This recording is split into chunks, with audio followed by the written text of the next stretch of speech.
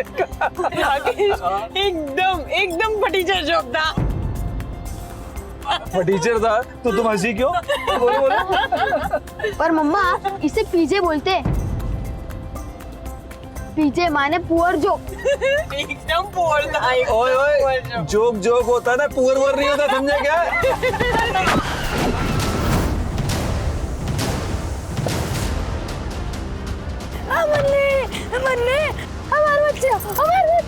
हमारा बच्चा। चलो गाड़ी में बैठो।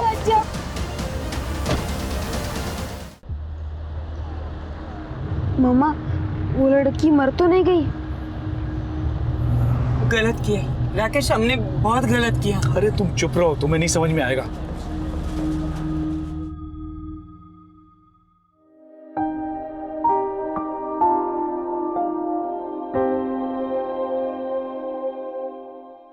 खा लो, इसमें प्रोटीन और विटामिन है। हमें नहीं खाना ये। नहीं खाना? अगले हफ्ते डिस्ट्रिक्ट लेवल का टूर्नामेंट है। हमें नहीं जीतना और मेडल। हम बोर हो चुके हैं प्रोटीन विटामिन खा खा के। हमें पूरी खाना है, पराठा खाना है, बर्गर भी तो खाना है और सेहत का सत्यानाश करना है। याद है ना तुम्हारा ड्रीम? तुम्हें पीटी उषा बनना है, याद है ना? खा लो चुपचाप। हमें नहीं बनना पीटी उषा। और वैसे भी वो औरत है और मैं लड़का। चुपचाप से खा लो वरना पापा को बोल देंगे। हेलो, सब ठीक है घर पे? हाँ घर में तो सब कुछ ठीक है। मैं क्या बोल रही हूँ, आप आज थोड़ा जल्दी घर आ जाइए ना। मुझे तो अभी भी लग रहा है कि हमें उस माँ बेटी को लेकर अस्पताल जाना चाहिए था। हमने बुरा किया ना। तुम वही वाला बात लेकर अब तक बैठी हो। अरे भूल जाओ सब और नीलू पर ध्यान दो। हाँ हाँ, उसे तो अभी अभी मैंने हेल्दी खाना दिया है। आप जल्दी आ जाइएगा। हाँ ठीक है। नीलू, नीलू कहाँ चला गया है ये? नीलू, नीलू क्या है ये? मम्मा पराठा खा रहा हूँ। तू पराठा नहीं, एक लपड़ खाएगा। रख, कितने बार मना किया है पराठा खाने से। रख। अरे क्या बात है, तुम इतना क्यों नीलू को डांट रही हो? आप तो है ना बीच में बोलिए ही मत। मैं अपने बेटे से बात कर रही हूँ, बराबर से जानती हूँ मैं। मेरा बेटा स्पोर्ट्समैन है, मेडल लाता है, इसलिए आप जलते हो ना उससे। इसीलिए आप उसे पराठा खिला खिला के अपने बेटे जैसा, हाथी जैसा बनाना चाहते हो। देखो खबरदार, जो तुमने मेरे चिकू को हाथी कहा तो। और खबरदार, आइंदा मेरे बेटे को पराठा खिलाया तो। चल नीलू। चल नीलू, बढ़िया है। सर ना ही मेरे पास कोई आईडी प्रूफ है और ना ही मेरे पास लिविंग सर्टिफिकेट है। कोई टेंशन वाला बात नहीं है, 500 रुपये अलग से लगेगा। ये लीजिए सर। सर नकली बनाओगे? अरे नकली असली कौन देखता है आजकल। सर मेरा काम तो हो जाएगा ना? अरे जब बोले हैं तो हो जाएगा, और जो एड्रेस बताया पहुंच जाना। ठीक है? ठीक है सर, थैंक यू। चल। नीलू, नीलू, सुनीता जी, सुनीता जी, आपने मेरे नीलू को देखा है कहीं? नहीं। नीलू, अंकल जी, आपने मेरे नीलू को देखा कहीं? नहीं बेटा, हमने तो देखा नहीं। नीलू,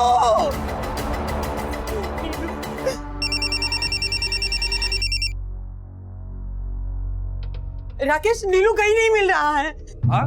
मैं स्कूल लेने गई थी, वो वहाँ पर नहीं है। अरे तो पास पड़ोस में देखी तुम जल्दी से घर पे आ जाओ, नीलू कहीं नहीं दिख रहा है मुझे। बस चलो, तो हम पहुंच रहे, तुम परेशान ना, चलो। हाँ। नीलू, क्या हुआ?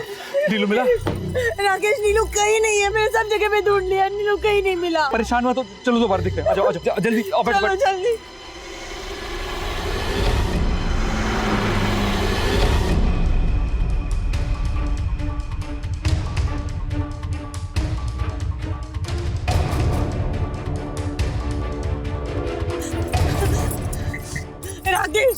राकेश, हम कब से नीलू को ढूंढ रहे हैं, वो मिल ही नहीं रहा है। चलो ना, हम पुलिस स्टेशन चलते हैं। क्या सोच रहे हो? पुलिस के अलावा हमारे पास और कोई चारा नहीं। तुम चलो ना, और अगर तुम नहीं आओगे तो मैं अकेली जाऊंगी। सुन, एक काम करो, मैं चलता हूँ तुम्हारे साथ, लेकिन पुलिस के सामने उस एक्सीडेंट के बारे में बात मत करना। तुम जल्दी से चलो। आ जाओ।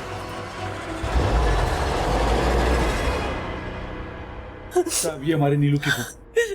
सुबह सुबह हम ही उन्हें छोड़ने गए थे स्कूल, और उसके बाद हर रोज की तरह शाम को मैं उसे लेने गई थी। भैया कोई बच्चे दिख नहीं रहे, छुट्टी हो गई क्या? और नीलू कहाँ है? स्पोर्ट क्लास कैंसिल हो गई, 2 बजे सबकी छुट्टी हो गई। उसने आखिरी बार नीलू को स्कूल के गेट से बाहर जाते हुए देखा था और उसके बाद सब जगह पे देख लिया, नीलू कहीं नहीं है सर। हो सकता है कि आपका बच्चा स्कूल से आने के बाद किसी फ्रेंड के या किसी नेबर के अपार्टमेंट में या सब जगह पे देख लिया, नीलू कहीं नहीं है, नीलू कहीं नहीं है। हाल फिलहाल में आप लोगों के साथ कुछ हुआ, आस पड़ोस में कोई घटना दुर्घटना?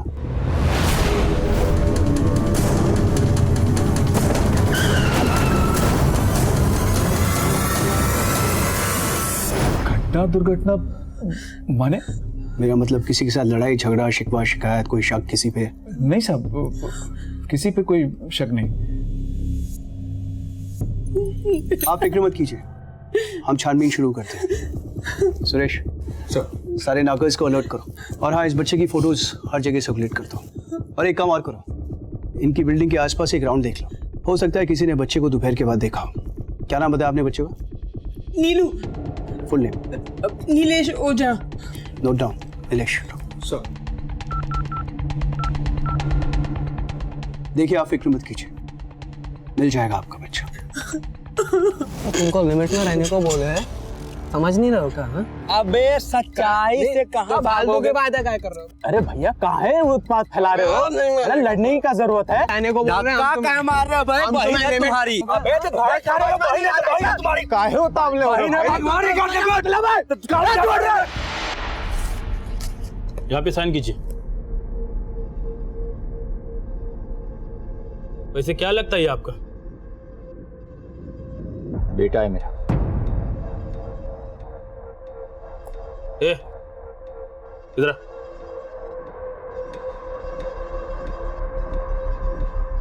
साइन कर इधर।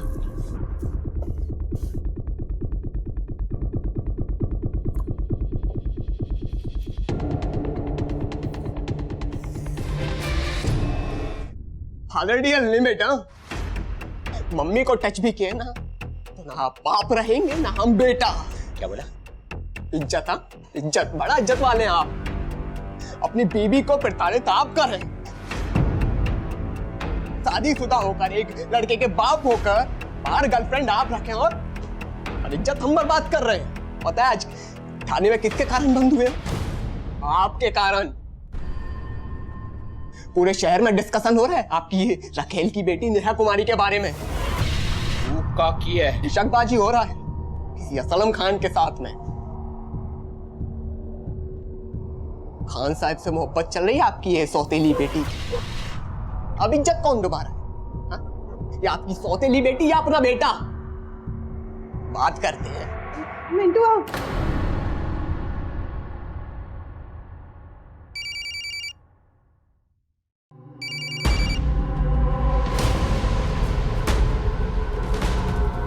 मार रहे आप इसको? पूछो इससे। अरे इससे पूछो काहे मार रहे हैं, बताएगी तुमको। हम इससे काहे पूछे? आपसे पूछ रहे हैं ना। इस जवान बिटिया को कोई ऐसे मारता है का? हम इनकी बिटिया नहीं है। अरे हमारी बेटी होती तो गर्दन उतार के धरती पे धर देते। नाम सुना बोले जा रहे हैं आप। हुआ क्या है, कुछ बताएंगे भी? अरे मुंह पे कालिक पूत रही है वो। बता बता उस लड़के का नाम क्या है? बोल। अरे बोल काहे नहीं रही है? क्या बताएं? हमको क्या पता किसके बारे में बात कर रहे हैं? असलम खान। आया कुछ याद? बॉयफ्रेंड है इसका। तो उससे आपको क्या करना है? मतलब आप कर रहे हैं पीछे दिया। और जबान खुल गया तुम लोगों का। अरे नाली में से उठा के महल में रखे तुमको, भूल गए सब? कुछ नहीं भूले हम, याद है सब। इसीलिए इतना प्रेम दिए हैं आपको, इतना सम्मान दिए हैं। पर इस बार बात हमारी बिटिया के सम्मान का और इसकी फ्रीडम का है। फ्रीडम? शादी करके दिखाओ से तुम दोनों को उसी नाली में फेंक के आएंगे जहां से उठा के लाए थे। तब पूछना हमसे फ्रीडम का मतलब, समझाएंगे अच्छी तरह से। फ्रीडम चाहिए। सुनिए,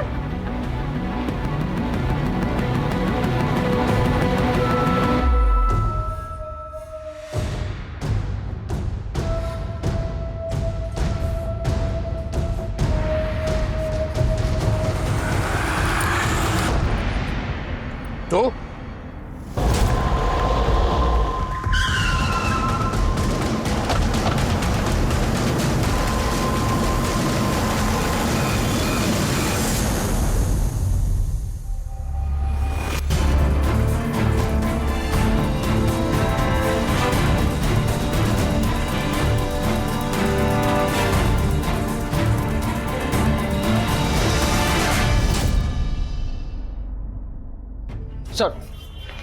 सर हमने नीलेश के आस पड़ोस में पूछताछ की सर,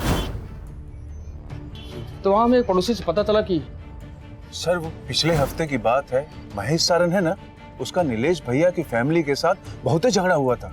ये महेश शरण कौन है? सर वो राकेश भैया के पास वाले मकान में किराए से रहता है। झगड़े की वजह क्या थी? कहा बताएं साहब, एक दिन उसकी गाड़ी का शीशा टूट गया तो उसने नीलेश की पिटाई कर दी।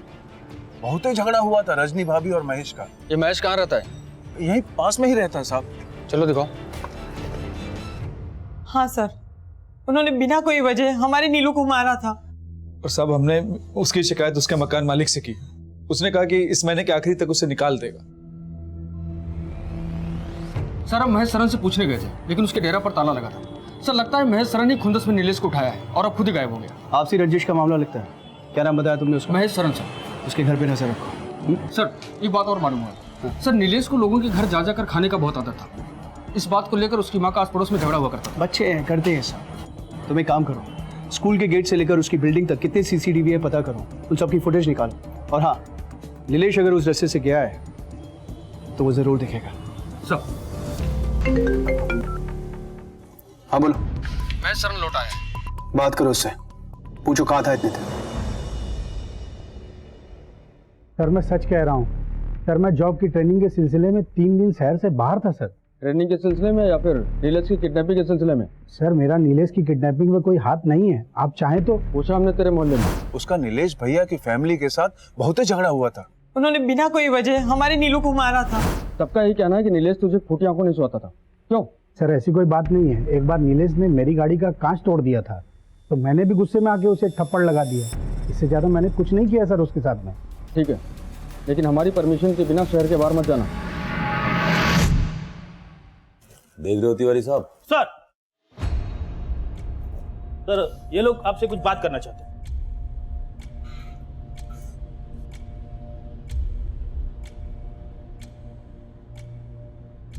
साहब हमारा नाम है विजय, अरे हमारी बहन है दुर्गा। साहब हमारे बहनोई गोपाल मिश्रा और भांजा मिंटू 2 दिन से गायब है, कहीं पता नहीं चल रहा साहब। आखिरी बार आप लोग कब मिले थे उनसे? 3:30 बजे घर से निकले थे साहब, बहुत गुस्सा में थे। घर में घुसते ही अलमारी से 20 लाख रुपए निकाले, बहुत टेंशन में थे। कहाँ जा रही है बैग लेके? छोड़िए इसे। मुंह मत चलाना मेरे सामने।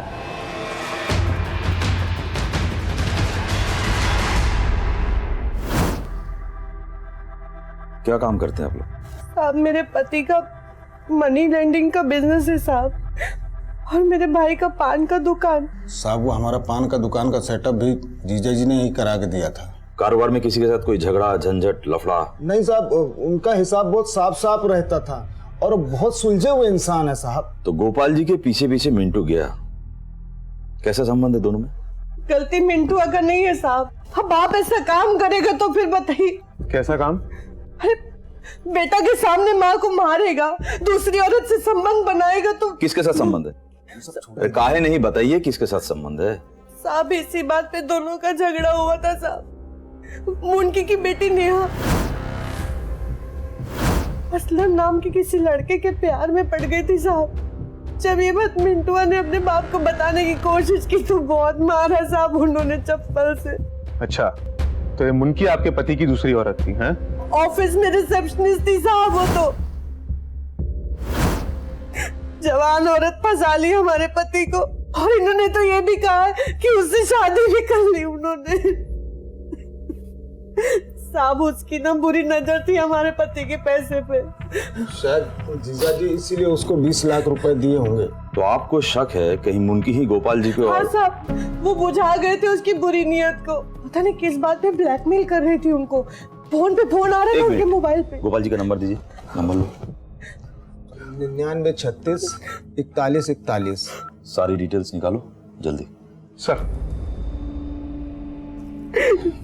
ठीक है, आप लोग सारी डिटेल्स लिखवाइए, जानकारी मिलते ही इत्तला करते हैं।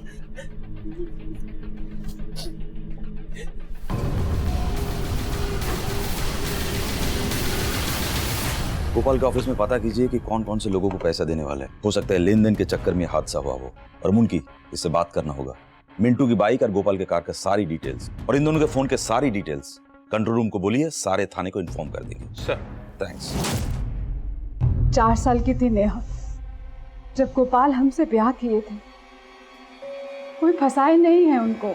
अच्छा, तो क्या ये बात सच नहीं है कि नेहा और असलम के बीच में जो रिश्ता था उसके बारे में पता चलने के बाद गोपाल ने आपको अपनी जिंदगी से बेदखल करने की धमकी दी थी?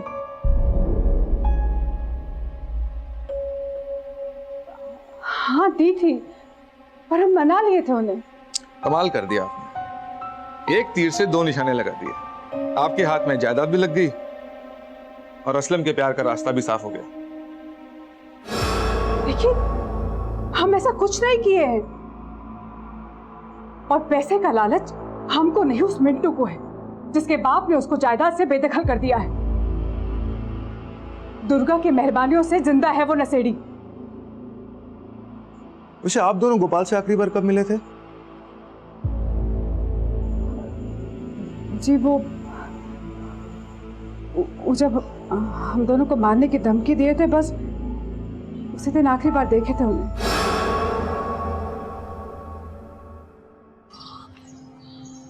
तो आपको लगता है कि मुनकी का गोपाल और मिंटू की मिसिंग से कोई लेना देना नहीं? सर, हमको लगता है मिंटू का 20 लाख पर नियत था, इसलिए बाप के पीछे गया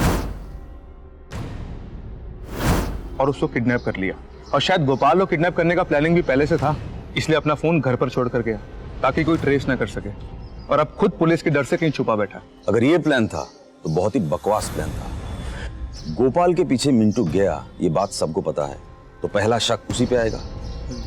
और अगर प्लान करके किडनैप करना होता तो फोन घर छोड़कर क्यों आता? एक फोन इंसान के सारे राज खोल देता है।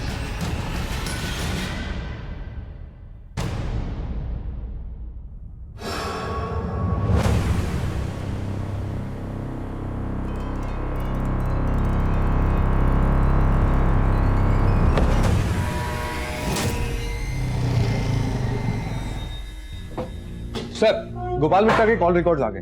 कुछ मिला? हाँ सर, गोपाल मिश्रा के कॉल रिकॉर्ड से तो लगता है कि उसका फोन आखिरी बार पटना बाईपास के आसपास ही स्विच ऑफ हुआ था। ये इस नंबर से बहुत सारा फोन हुआ है गोपाल के नंबर पे। जी सर। जिस रोज गोपाल मिश्रा गायब हुआ उसी रोज 25 बार कॉल आए थे, जिसमें से 18 बार तो मिश्रा जी ने कॉल उठाए भी नहीं। ये नंबर है दिवाकर यादव। कॉल किया था इसको? जी सर, किया था, लेकिन सर इसका फोन बंद आ रहा है। और सर, इस आदमी का एड्रेस कंकरबाग कॉलोनी का है। बाकी की डिटेल्स पता कर रहे हैं। जल्दी पता करो, मुझे लगता है इस आदमी का पूरा इन्वॉल्वमेंट है इसका। जी सर।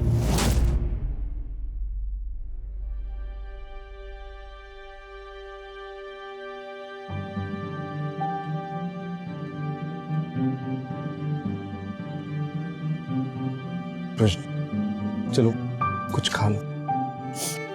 राकेश, क्या मैं इतनी बुरी माँ हूँ कि नीलू मुझे छोड़ के चला गया? कैसी उल्टी सीधी बातें कर रही हो तुम? तो फिर कौन हमसे बदला लेना चाहता है? कहाँ चला गया मेरा बच्चा?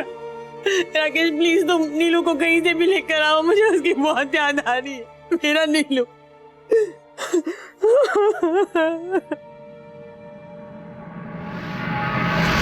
सर, नीलेश के क्लास के बच्चों से एक बहुत अजीब बात पता चली है। सर, नीलेश क्लास में अक्सर महंगी चीजें लाया करता है। जैसे महंगी वॉच, टैबलेट। और सर, सबसे अजीब बात तो ये है कि वो कहता था कि ये सारी चीजें उसे किसी मैजिक फोन से मिली है। Magic phone? कहीं नीलेश के गायब होने की वजह ये मैजिक फोन तो नहीं?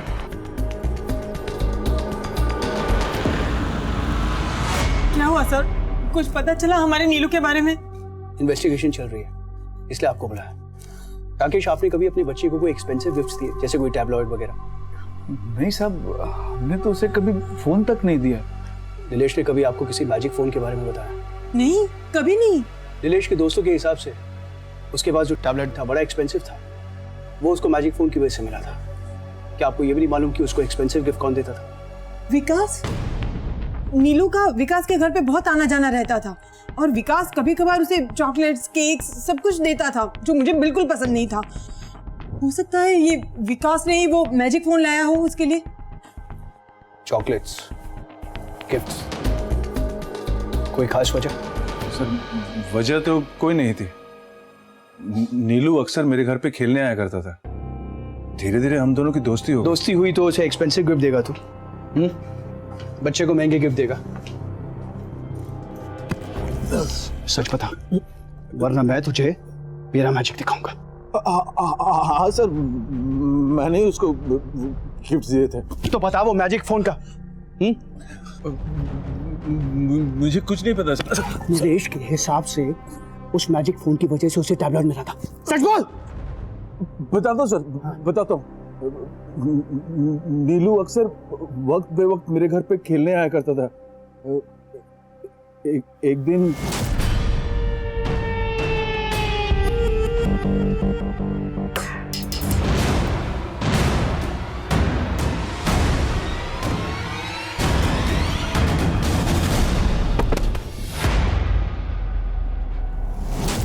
क्या कर रहा था तू? हाँ सच्ची बोल। रोक।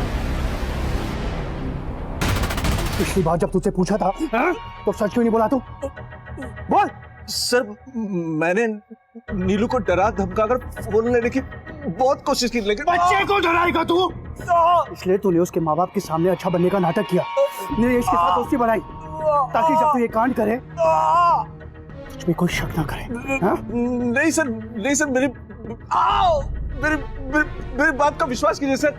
नीलू के गायब होने में मेरा कोई हाथ नहीं है। आप चाहे तो क्रॉस चेक कर सकते हैं सर। सुरेश चल चल।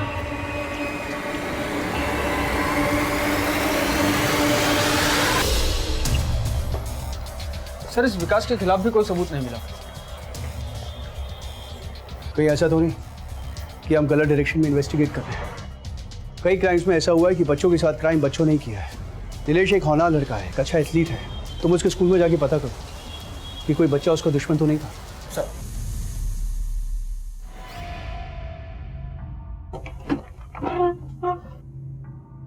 सर मैंने मिंटू के दोस्तों से पूछताछ की पर उनका मिंटू और गोपाल के केस से कोई लेना देना नहीं।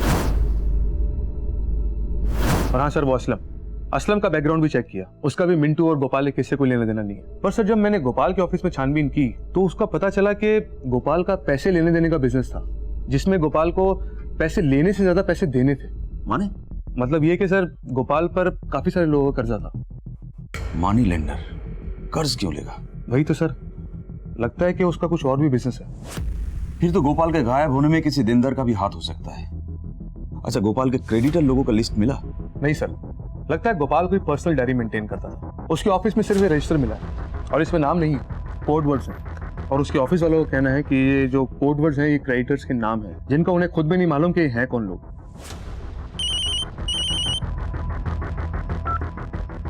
हेलो सर, दिवाकर को मैंने अभी अभी पटना सिटी के एक लॉज से पकड़ा है। वही दिवाकर जो लगातार गोपाल को फोन कर रहा था। ले आओ उसको।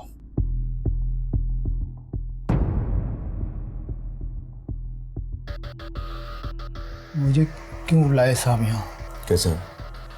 ठीक है सर। पानी पिएगा? अरे सीधा बैठ, सीधा बैठ। इसलिए भाग रहा था? भाग नहीं रहे थे सर, हम तो ढूंढ रहे थे किसको? उसी को जो सबका पैसा लेकर फरार हो गया है, गोपाल मिश्रा। पर वो तो कर्जा देता है। ये सब ढकोसले है साहब, वो तो बहुत बड़ा सट्टेबाज है। किस बात का सट्टा? बता दे किस बात का सट्टा। ये बहुत धारा लगेगा तेरे पे। अबे बोलेगा कि नहीं बोलेगा? अब बोलता हूँ साहब, बता। क्रिकेट का बुकी है साहब, वो क्रिकेट पे सट्टा लगाता है वो। और तेरा क्या कनेक्शन है? मैं भी उसके पास सट्टा खेलने जाता हूँ साहब। अच्छा ये बता सट्टा लगाता कहाँ है? और किसी को सट्टा लगाना हो तो किसके पास जाना पड़ता है? सारा धंधा फोन पर होता है साहब, और भरोसे पर। और किसी अनजान आदमी को सट्टा लगाना होता है तो रेफरेंस का जरूरत होता है। वही हम गलती कर बैठे साहब। हमने कपिल को गोपाल से मिलवाया। गोपाल भाई, कपिल नाम का आदमी है, उसको खेलना है। पैसा खा के भाग तो नहीं जाएगा? अरे सर, मेरी जवाबदारी है, आप टेंशन मत लो। मैं आपको एक कॉन्फ्रेंस से लेता हूँ, 1 मिनट। हेलो कपिल, हाँ गोपाल भाई आना है, ऑनलाइन पे बात करना। भाई जी आप चिंता मत कीजिए, मेरे ऊपर भरोसा रखिए। हाँ गोपाल भाई अपना ही है, अपने आदमी है। जब सारी डीलिंग फोन पर होती है तो पैसे का लेन देन कहाँ होता है? साहब, हर बुकी का अपना एक कैश पॉइंट होता है शहर में, वहीं से इनडायरेक्ट पैसों का लेन देन होता है। गोपाल का कहाँ है? ओ विजय का दुकान साहब, विजय का दुकान। साहब, हर बुकी के पैकेट के ऊपर एक कोड होता है और कस्टमर के कोड से उसको कोड को मिलाया जाता है। उसके बाद वो पैकेट लिया और दिया जाता है। उसके बाद हम गोपाल को फोन कर देते हैं। साहब पैकेट लेकर जाते हैं, कोई पैसा नहीं गिनता? साहब ये बेईमानी का धंधा है, ईमानदारी से चलता है। ये बता, बुकी इतने पैसे के लेन देन का हिसाब कैसे रखता है? हर बुकी के पास फोन, सिम्स और डायरी होती है और उनका एक अकाउंट टीम भी होता है, वही सब पैसे का लेन देन मैनेज करते हैं। कपिल तुझसे पैसा क्यों मांग रहा था? कपिल सट्टे की एक बाजी में बहुत सारा पैसा जीता था साहब।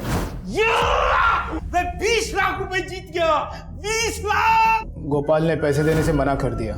क्यों मना कर दिया? क्योंकि उसने बोला कि उसने गलत सेशन खाया है और गोपाल ने बोला कि कपिल ने गलत सेशन खेला है, इसलिए उसकी बेट नहीं मानी जाएगी और उसने पैसे देने से मना कर दिया। अब साहब कपिल मुझे धमकी देने लगा, अगर पैसा नहीं दिया तो पैसा हमको देना पड़ेगा। अब बताइए साहब, इतने सारे पैसे मैं कहाँ से देता? फिर हमने तय किया कि उसको कहीं से भी बाहर से धर पकड़ेंगे उसका कॉलर। 5 घंटे तक उसका वेट किए, लेकिन मिश्रा नहीं आया साहब। बाद में हमें पता चला कि हमारे जैसे बहुत सारे लोगों ने बैटिंग में पैसा लगाया था और किसी को पैसा वापस नहीं दिया। बताइए साहब, 20 लाख रुपए हम कहाँ से लाते?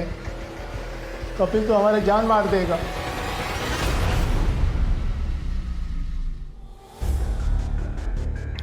सर ये भी तो हो सकता है कि दिवाकर ने कपिल के साथ मिलकर गोपाल का मर्डर किया। मिलकर क्यों? दोनों अकेले में भी कर सकता है। और लाश कहाँ है? और मिंटू को मारने का इन लोगों के पास कोई कारण नहीं है। सर हमको लगता है कि आप कहीं कुछ इशारा कर रहे हैं। इशारा करने का उम्र चला गया है तिवारी जी, समझने की कोशिश कीजिए। यहां मसला कुछ और है। सर, गोपाल मिश्रा का गाड़ी मिल गया, पटना दानापुर बाईपास के अंदर एक सड़क पे खड़ा है।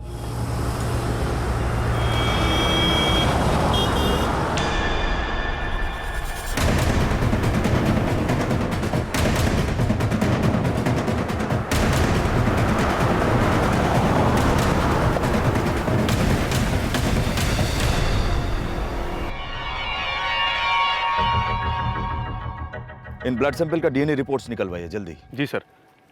सर पर एक बात मुझे समझ में नहीं आई, यह पटना से इतनी दूर बाईपास से 3 किलोमीटर अंदर गोपाल मिश्रा क्या करने आया होगा? या तो किसी ने लाया होगा या फिर किसी ने बुलाया होगा। आपके कहने का मतलब है कि अपहरण? मतलब गोपाल मिश्रा को उसी की गाड़ी में किसी ने किडनैप किया, यहाँ लेकर आया और उसका मर्डर कर दिया। पर इसमें एक पेच है। क्या सर? बॉडी मारा तो बॉडी किधर है? कोई अपने साथ बॉडी लेके क्यों जाएगा? सर पर यह भी तो हो सकता है कि गोपाल मिश्रा का एक्सीडेंट हो गया हो और उसे कोई नजदीकी अस्पताल में लेके गया हो। यह भी तो हो सकता है कि गोपाल मिश्रा खुद किसी को मार के यहां से भाग गया हो। इस कार में किसके साथ क्या हुआ है वो ब्लड सैंपल का डीएनए रिपोर्ट्स आने के बाद ही पता चलेगा। गलती है राकेश, हम दोनों की गलती है। हमारे बुरे कर्मों की वजह से आज हमें हमारे नीलू के बारे में कुछ पता नहीं चल रहा है। पता नहीं वो कहाँ होगा। अगर हम उस दिन माँ बेटी को लेकर हॉस्पिटल गए होते ना तो ऐसा नहीं होता। अरे तुम नीलू को और उस एक्सीडेंट को क्यों जोड़ रही हो? उनका रिलेशन क्या है? किस बात के लिए जोड़ रही हो? वो दोनों चीजें आपस में जुड़ी हुई है, तुम समझ नहीं रहे हो। राकेश मुझे लगता है कि हमें जाकर उस माँ बेटी को मिलना चाहिए। तुम चलो ना प्लीज, हम उनको मिल के आते हैं। रजनी, कहाँ ढूंढेंगे हम उन्हें? और अगर वो मिल भी गए ना तो एक नई मुसीबत खड़ी हो जाएगी। मैं बोल रहा हूँ, तुम्हें नहीं आना है तो मत आओ, पर मैं उन लोगों को ढूंढ के रहूंगी। अरे रजनी, बात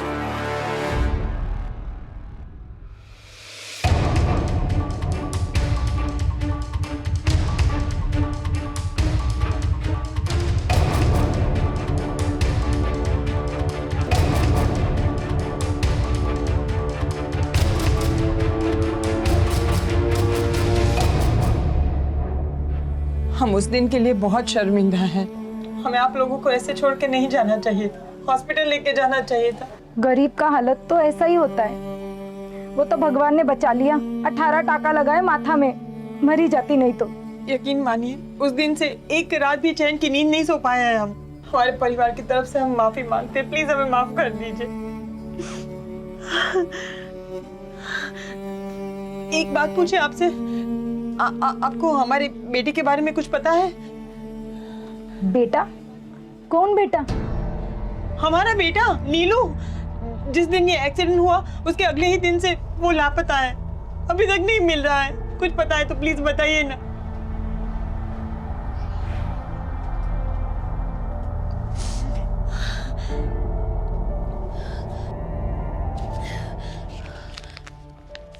ये रखिए, रखिए, काम आएंगे। सुनिए, कर्म का फल तो भोगना ही पड़ता है।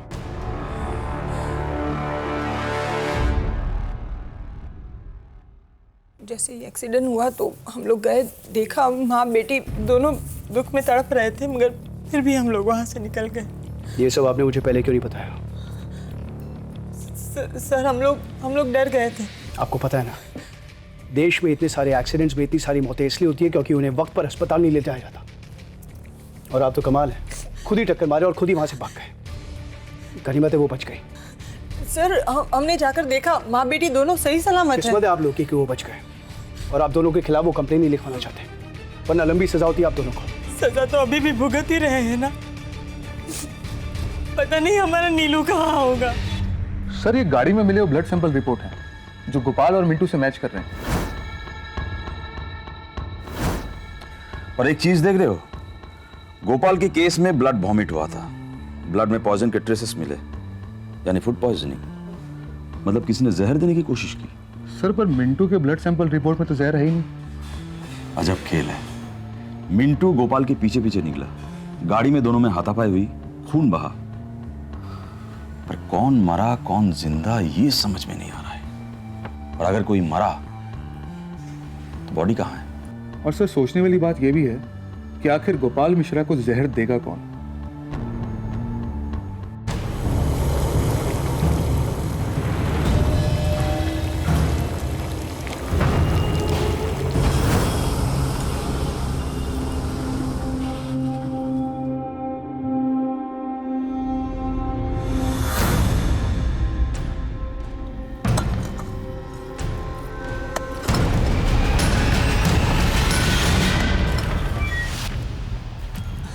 साहब, हमारा वो पड़ोसी हामिद अपने बेटा को मारकर कब्रिस्तान में गाड़ दिया है पीछे।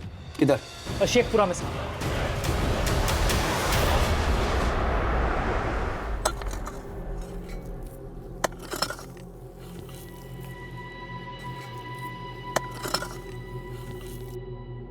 सर यहाँ कुछ भी नहीं है। काय बॉडी बोल? साहब हम यही दफनाए थे, हम अपना बेटा को नहीं मारे हैं, गलती से। दिन भर गली मोहल्ला में दौड़ता रहता था, एक और अक्षर नहीं पढ़ता था, 3 बार एक के क्लास में फेल हुआ। कल उसको बोले हम कि घर जल्दी जाकर पढ़ने बैठ जाना, तो हमसे बहस करने लगा। बस हमारा माथा घूम गया। बगल में डंडा पड़ा था, उठा के 4 ठो मारे और मार के उसको कोठरी में बंद कर दिया। फिर रात में हम उसको खाना देने गए तो पापा, यार जानवर कोई अपने बच्चे को ऐसे मारता है? हाँ? तू जानता है ना, बच्चों को मारना कानूनी जुर्म होता है। काय बॉडी बोल? अब यही दफनाए थे साहब, पता नहीं कौन खोद के ले गया। ले जाओ साहब। साहब हम रोज रात 10 बजे तक यहाँ पहरा देते हैं साहब, यहीं बगल में हमारा डेरा है साहब, हमको कुछ नहीं मालूम साहब। सच बोल रहा तू? हाँ साहब सच बोल रहे हैं साहब। हाँ साहब। सुरेश इसका स्टेटमेंट लो, और यहाँ जितने भी लोग आते जाते हैं उनकी भी डिटेल्स निकालो और छानबीन करो। सर कबर खोद कर बॉडी चुराने का क्या मतलब हो सकता है? किसी को बच्चे की लाश ही होगी और क्या। लेकिन सर नीलेश भी तो गायब है।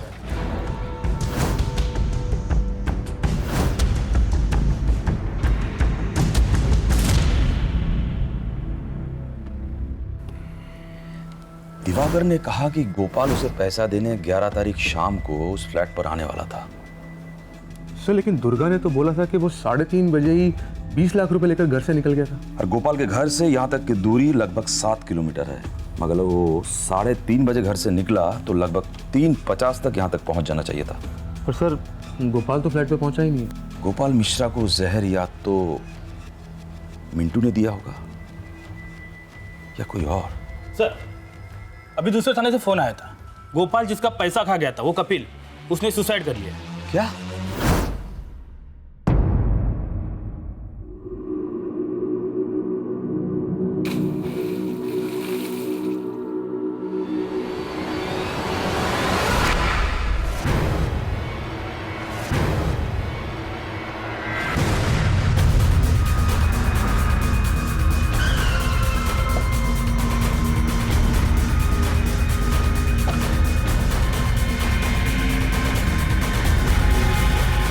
कब्र से गायब हुआ था। बच्चे की लाश को कब्र से निकाल कर कोई तालाब में क्यों फेंकेगा, समझ में नहीं आ रहा। किसने देखा इसकी लाश को सबसे पहले? सर मैंने देखा।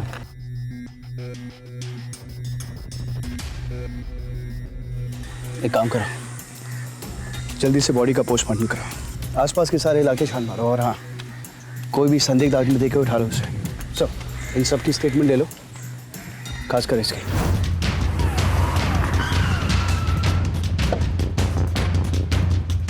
सर आसपास के लोगों को बहुत बदबू आ रही थी, उन लोगों ने पुलिस को फोन किया था और सर फॉरेंसिक वालों को बुला लिया, वो लोग आ चुके हैं। सर मेरे वाले को बाहर कर। only one question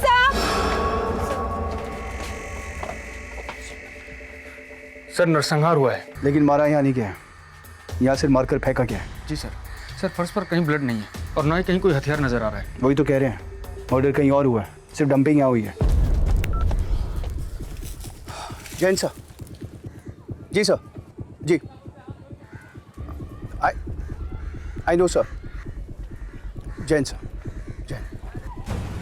एसपी साहब सर, पूरी मीडिया हरकत में आ चुकी है, इससे पहले ये मामला आग की तरह फैले हमें इसे यही सॉल्व करना है। सर फॉरेंसिक वाले आए क्या? जी।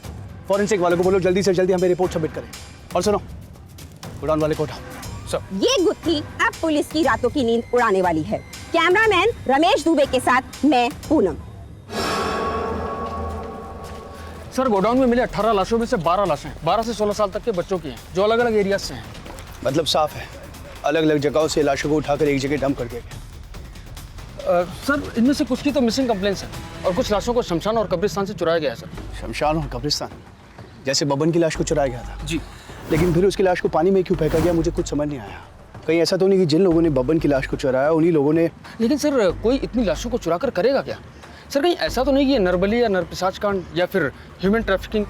इतने बड़े पैमाने में इतनी सारी लाशों को इकट्ठा करना शायद उसने सड़ने के लिए रखा हो, लेकिन कोई ऐसा करेगा क्यों?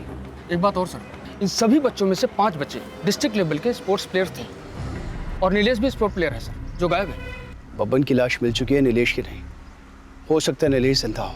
हमें सबसे पहले ये पता करना हो कि बबन, नीलेश और इन 18 लाशों में कोई लिंक है या नहीं है। तुम एक काम करो, नीलेश की बिल्डिंग और उस स्कूल के आसपास के सारे चक्कर वापस कटवाओ और डिटेल्स मुझे दो। सर ये उस जगह का मालिक है जहां सारी लाशें मिली। नमस्ते हजूर। उसने हमसे कहा कि ये जगह शहर से थोड़ा दूर है, उसका दारू का फैक्ट्री डालना है, इसलिए हमने उसको ये जगह दे दी। इससे ज़्यादा हमको और कुछ नहीं पता है साहब। नंबर दो उसका। जी हजूर।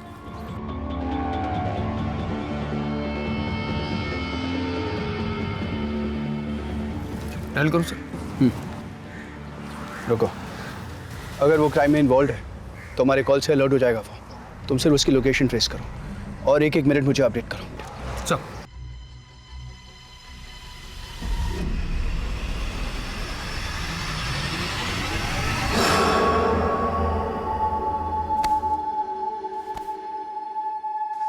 अरे यहाँ क्या कर रहे हो? कब से तुमको ढूंढ रहे हैं। मैं गिल्ली डंडा खेल रहा हूँ। डंडा? ये हड्डी कहाँ से लाए हो? ये वहाँ।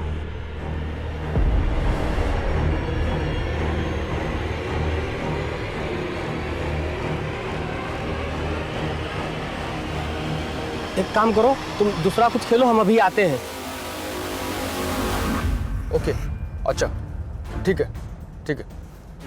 सर आपने जो नीलेश के स्कूल में तहकीकात करने को बोला था वहाँ कुछ खास तो मिला नहीं, लेकिन स्कूल के बच्चे और आसपास के लोगों ने बताया कि वहाँ कोई पानी पूरी का ठेला लगाता था। लेकिन जिस दिन से नीलेश गायब है उस दिन से वो नजर नहीं आया। किसका ठेला था? सर नाम तो लोगों को नहीं पता, लेकिन बोल रहे हैं कि कोई दाढ़ी मूछ वाला आदमी था। आसपास के लोगों को बुलाओ और उसका स्केच बनवाओ जल्दी। सर हेलो, क्या? ठीक है, हम पहुंचते हैं। सर कांची तालाब के पास कोई लाश मिली है।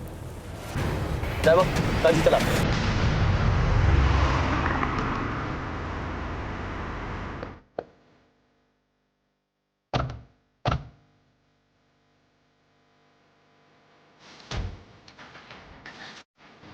गुप्ता यादव, आसपास देखो कुछ मिलता है क्या?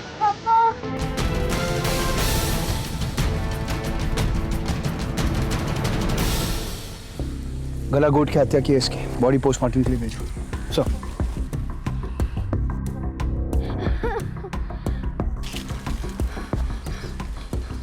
क्या हुआ था? मैं उधर गुल्ली डंडा खेल रहा था और फिर पापा आए और फिर हड्डी लेके गए। हड्डी? हाँ। कहाँ से मिली हड्डी? उधर।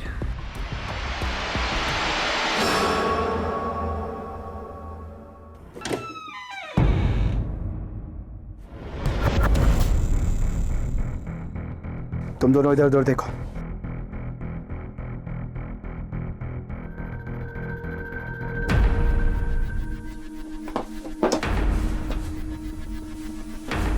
या तो हड्डियों की पॉलिश भी की जाती है।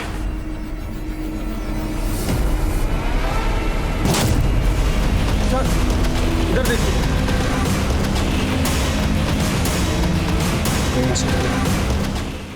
कि जितने भी कंकाल यहाँ पड़े हैं वो पहले लाशें थी।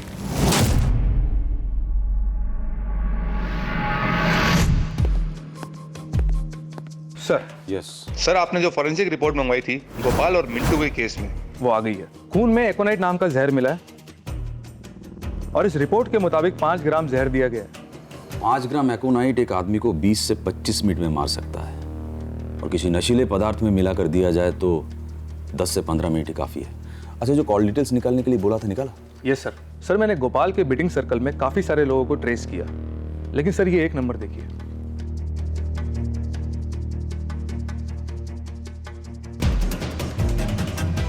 बुला उसको। सर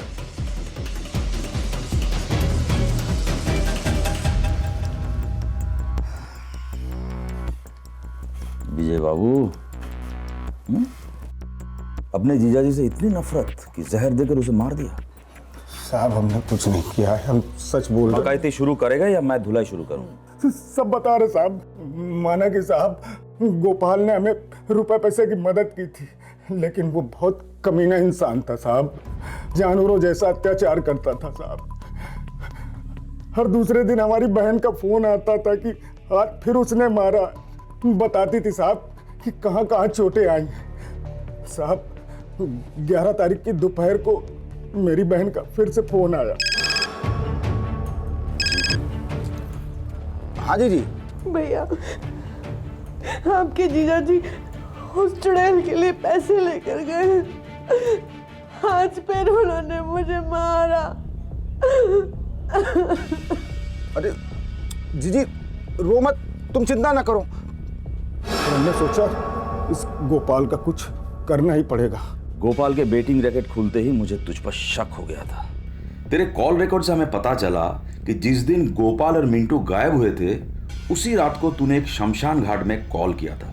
हमारा तुझ पर शक बढ़ता गया, इसलिए हमने तेरी खोजबीन शुरू की। सर गोपाल रोज 3:30 बजे के आसपास विजय की दुकान पर 30 सेकंड के लिए रुकता है, वहां से एक पुड़िया लेता और निकल जाता है। फॉरेंसिक रिपोर्ट में ब्लड वॉमिट, तभी मुझे पता चल गया कि किसी नजदीकी आदमी ने उसे जहर दिया है। गोपाल ने घर में आखिरी बार कितने बजे खाना खाया था? सब वो तो 3 बजे गए थे, कुछ 1 बजे के आसपास चाय पी थी बस। 1 बजे? अगर उस चाय में जहर होता तो गोपाल की मौत 15 मिनट बाद यानी 1:15 तक होती, लेकिन फॉरेंसिक रिपोर्ट के मुताबिक गोपाल की मौत 3:45 पर हुई थी। गोपाल का घर उस फ्लैट की दूरी लगभग 20 मिनट की है, यानी बीच में ही कुछ खाने से उसकी मौत हुई थी। और इस रास्ते के बीच सर साहब, गोपाल हमेशा की तरह फिर हमारी दुकान से की गोली लेने आया और मैंने उसकी गोली में जहर मिला दिया। उसके बाद वो निकल गया।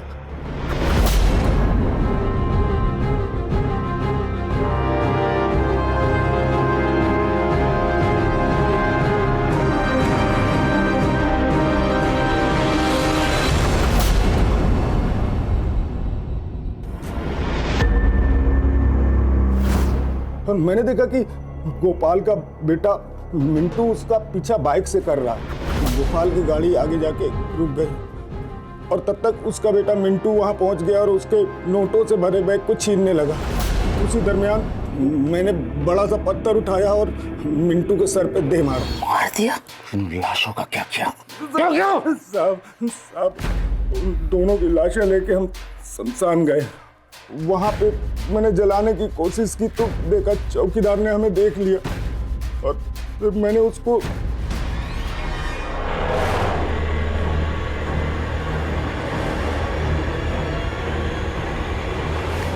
आप बिल्कुल फिक्र मत करिए, हम इन लाशों को जला देंगे, किसी को कुछ पता नहीं चलेगा। बिना अंतिम संस्कार के जला दी। ले जाओ इसको अंदर। अच्छे से लड़ाई करना है इसकी। ले इसको।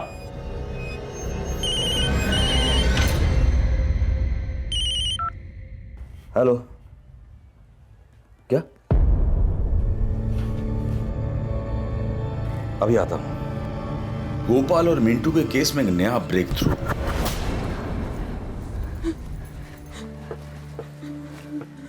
गोपाल जी, ये तो हमारे मिंटू की टी शर्ट है। हाँ, मिंटू।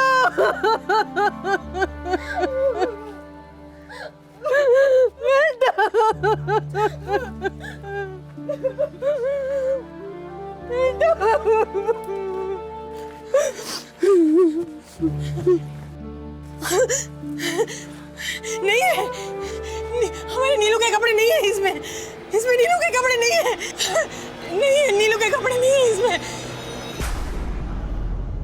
क्रिमिनल जॉब ही है, बस उसके क्राइम करने का तरीका बहुत ही अलग और घिनौना है।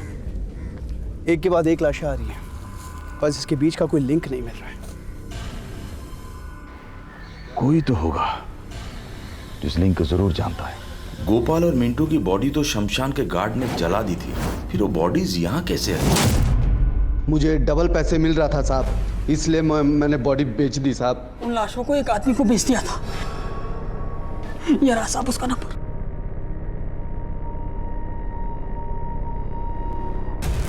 ओके, ठीक है, ठीक है। सर, गोडाउन वाले ने जो नंबर दिया था वो किसी बाबू मंडल के नाम पर रजिस्टर्ड है। वो नंबर काफी टाइम से बंद था, लेकिन अभी 5 मिनट पहले ही एक्टिव हुआ है। ये रहा वो नंबर सर। हम रोज रात 10 बजे तक यहाँ पहरा देते हैं साहब, यहीं बगल में हमारा डेरा है साहब। सुरेश सर, वो जो ग्रेवयार्ड का सिक्योरिटी गार्ड था उसकी कॉल डिटेल्स दिखाओ। सर जल्दी।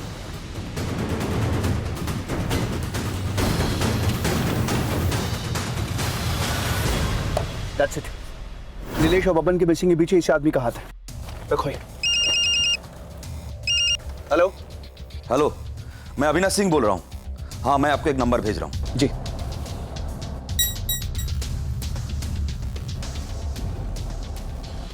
इसकी लाइव लोकेशन निकालो। हेलो, अभी मैं आपको एक नंबर भेज रहा हूँ, इसकी लाइव लोकेशन चाहिए तुरंत। सर। हाँ। बाबू का फोन बंगाल बॉर्डर की तरफ जाता हुआ शो हो रहा है। इसका मतलब वो शहर छोड़ के बंगाल की तरफ भाग रहा है। तुम एक काम करो, सारे नाके अलर्ट करो और इसकी स्केचेस हर जगह सर्कुलेट कराओ। सर, गाड़ी घुमाओ, कम ऑन फास्ट।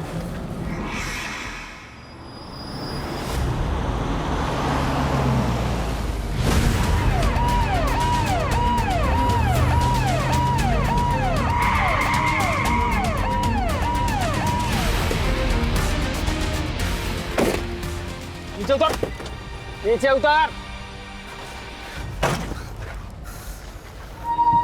ले जा से। चल, चल, इधर चल। Hello sir.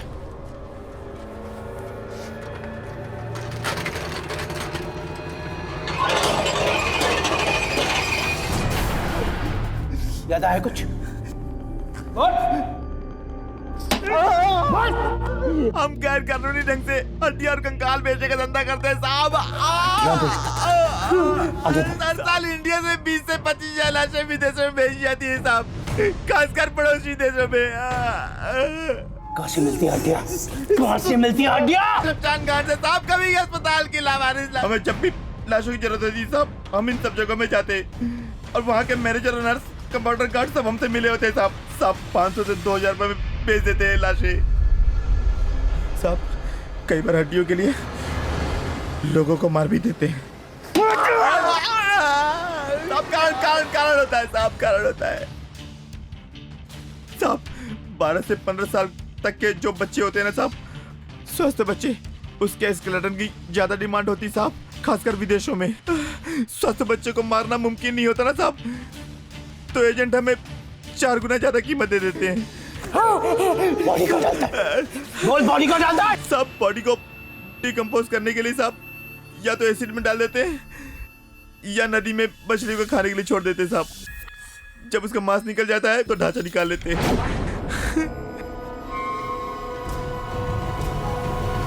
सब विदेशों में इन हड्डियों से एप्रोडिसिक यानी यौन शक्ति बढ़ाने की दवाई बनती है साहब। विदेशों के मेडिकल कॉलेज में रिसर्च और स्टडी के लिए इनको यहाँ पे कंकाल भेजते हैं साहब। नीलेश की बॉडी मुझे अभी तक नहीं मिली, ना उसके कपड़े। मैं उम्मीद कर रहा हूँ कि नीलेश अभी तक जिंदा है। हमें एक हेल्दी टीनेज लड़के के स्केलेटन की रिक्वायरमेंट आई थी, उसके लिए एजेंट बहुत सारे पैसे देने को भी रेडी था। अच्छा ये बताओ, सबसे तेज कौन भाग सकता है? नीलू। हाँ, फिर मैंने मौका पाकर जब नीलू पानी पूरी खाने आया,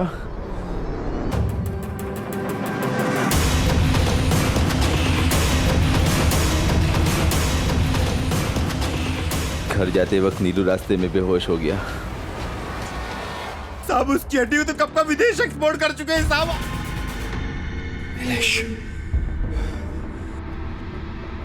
नीलेश को तो हम बचा नहीं पाए, लेकिन इस बात की तसल्ली है कि बोन रैकेट चलाने वाले खतरनाक अपराधियों को हमने पकड़ लिया। इस केस का मुख्य आरोपी बाबू मंडल और उसके साथियों को नीलेश और उसके जैसे कई बच्चों को मारने और उनकी हड्डियों का गैर कानूनी व्यवसाय करने के जुर्म में कड़ी से कड़ी सजा दी गई। विजय और हामिद, उन्होंने अपना एक अपराध छुपाने की कोशिश में एक बड़े अपराध में सहयोग दिया और उसकी उन्हें कड़ी से कड़ी सजा दी गई। आज भी राकेश जैसे कई लोग हैं जो पुलिस को कुछ भी बताने से कतराते हैं।